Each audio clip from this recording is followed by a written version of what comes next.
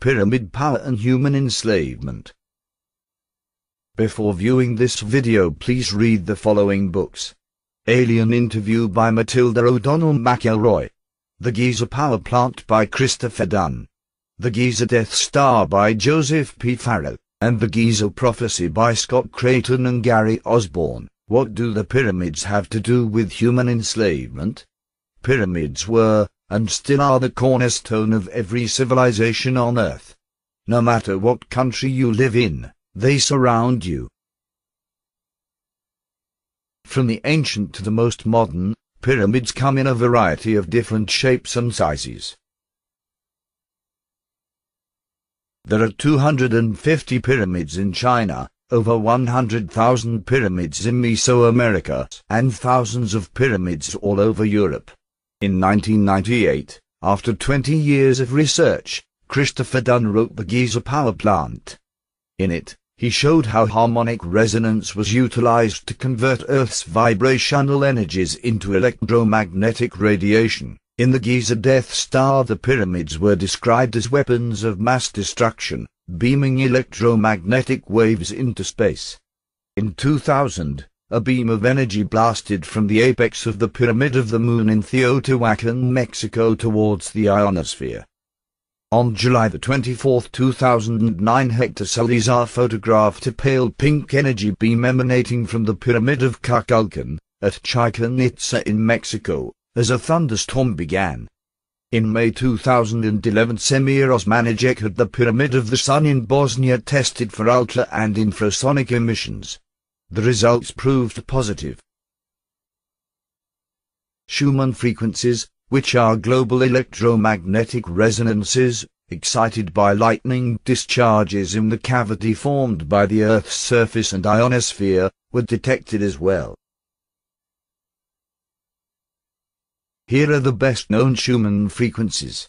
Notice that the 32 Hz frequency measured in the Pyramid of the Sun in Bosnia is close to the Schumann frequency of 33 Hz.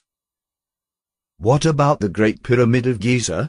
The King's Chamber resonates at 438 Hz. 7.83 Hz multiplied by a factor of 56 octaves equals 438.48 Hz.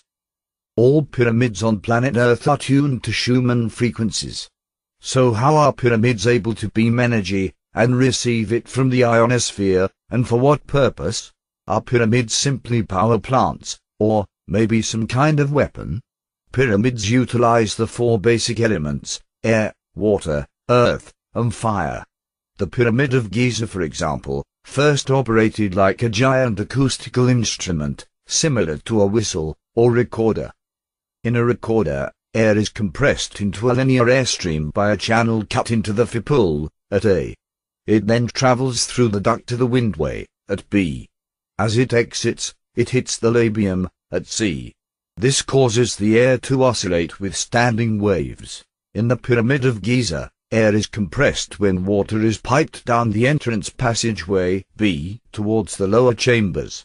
As it moves up the Grand Gallery, D, it hits the antechamber, E, and first air shaft. This causes the air in the King's Chamber, F, to oscillate with standing waves. The process of electrolysis begins in the subterranean chamber pit.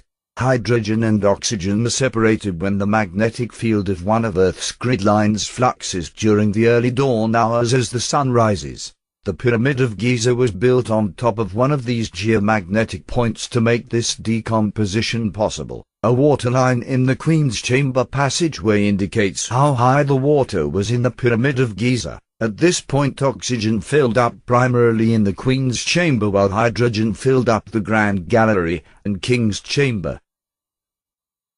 Two types of devices were removed from the Pyramid of Giza. The 28 pair of slots in the Grand Gallery were filled with sheds. More than a symbol, the rectangular bases of these pillars fit into the slots. One type was used in the Grand Gallery while another type was used in the Queen's Chamber. The sheds in the Grand Gallery were similar to Tesla coils. They operated like electrical resonant transformers. Electricity would arc between two sheds and expand upward along the corbelled arch until it hit the ceiling of the Grand Gallery. This photo inside the Grand Gallery seems to show evidence of an electric discharge. Scorch marks seen on the ceiling are a clear indication of electricity strikes. The jet in the Queen's chamber was a receiver for the electricity generated in the Grand Gallery and amplified in the King's chamber. This jet has the ankh symbol with human arms which are holding an orb. In 1970, Ray Brown found such a crystal in a pyramid in the Bermuda Triangle. The crystal he found has magnetic properties. It can repel a coiled stainless steel rod. Since the ions in the crystal are negative, we can assume it would attract positive ions. This is what it was designed to do: pull in positive ions from the ionosphere. Once the receiving jet was placed in the niche of the Queen's chamber, VLF, very low frequency waves were generated. However, this design does not transmit any waves. It only pulls in energy like a tractor beam. This is because the transmitter is inside the pyramid. Because the outer casing of the Pyramid of Giza was covered with white Tura limestone, a perfect insulator, no electricity was released. No one benefited from this electricity. Instead, the pyramid was used as a torsion field generator. A torsion field is a twisting or spiraling force. Here is a view of this force as seen from above. Pyramids can store up to 85% energy. No other shape can achieve this. By utilizing Schumann frequencies and imprisoning this energy from the ionosphere, pyramids are tapping into human unconsciousness. Human thoughts and feelings create torsion waves. Are pyramids tapping into our souls or minds and controlling them? The pineal gland or third eye makes melatonin, a hormone that regulates our sleep cycle. Some call it the seat of the soul.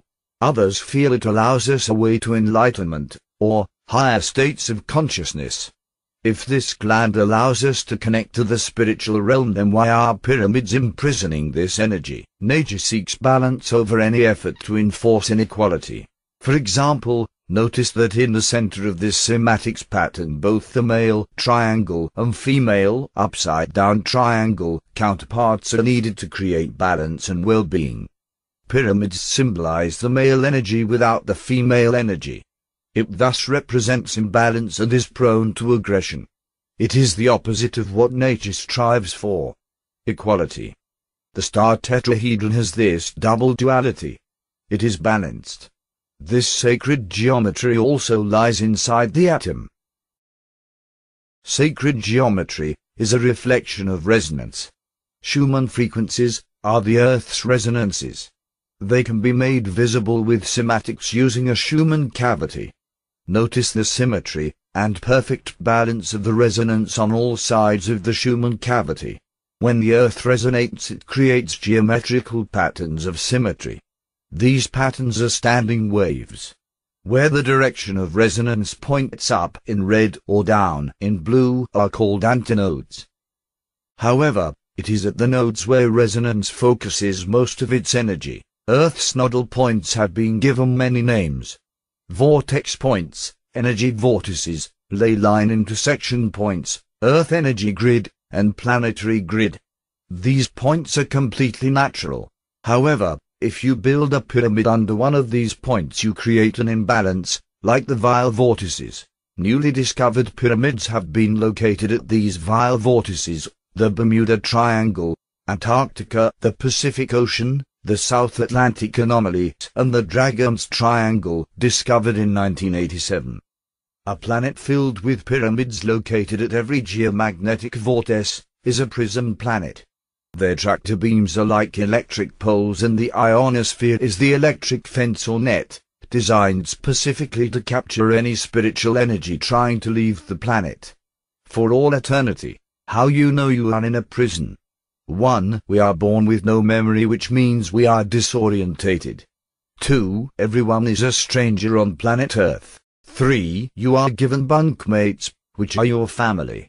4. We are given a life sentence which lasts for eternity. 5. We are to work every day of our lives. 6. We have a social hierarchy which promotes Darwinism. And 7. We have war, disease and famine which keeps us in a constant state of fear and anger. Think about it.